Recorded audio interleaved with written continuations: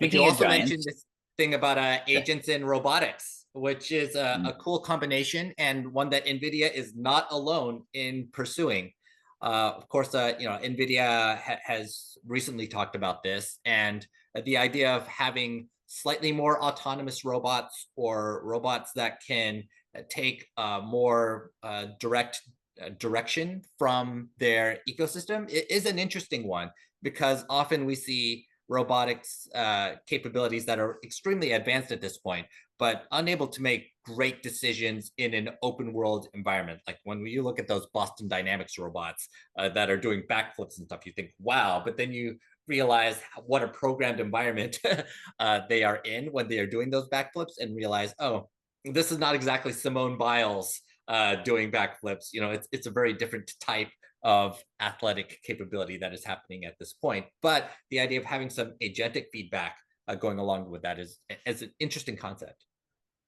Well, and it's not, I think it's not just agentic. In fact, this speaks to what another giant is doing in some of the other news that Google has announced that they formed a new team that is building AI to simulate the physical world. And this has always been the big gap, right? In fact, we've talked a lot about some of the criticisms around Gen AI. And one of those criticisms was that their perspective, the perspective of an LLM, was strictly in sort of this text-based view of the world, lacked that sort of physicality to understand the relationships from a physical perspective. This has always been one of the issues, and clearly one of the issues that has hindered robotics in this, the way we, in the iRobot movie sort of way that we would think about how they operate.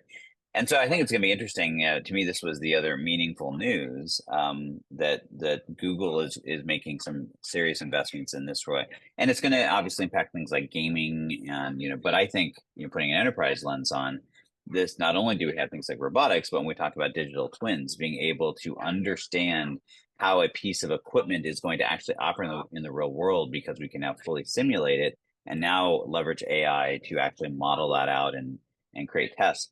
I think this is, with this technology will eventually, and we're probably years still away, but it will eventually come together and I think be truly transformative in how we can start leveraging this technology. Yeah, this combination of having these global models or these world models that simulate the real world, the existence of digital twins, which is now, probably at least a decade old concept, but still hasn't been fully realized, honestly, at the level that is needed to simulate reality. And then all the work that's happened in the video game world, like I'm probably dating myself here, but talking about something like the Unreal Engine and how that transformed video games when it provided 3D capabilities to in interactions across the board, and what programmers were able to do with that. Bridging all of these capabilities together is going to make these models, world models, much more helpful.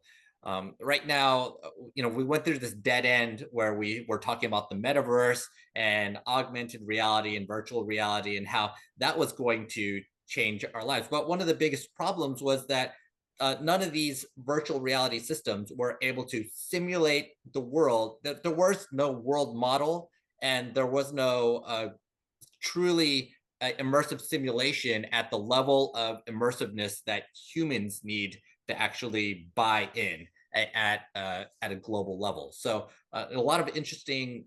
Now we have the potential to start working in that direction. I think Google's a great company to pursue this. Obviously, their work on the Alphabet side with Waymo shows that they are making some real positive steps in being able to look at the real world and provide services that are accepted by normal human beings. So that's a real advantage in this space where everybody else is talking about models and chips, but don't have an actual service that they can point to where they've been able to make this work.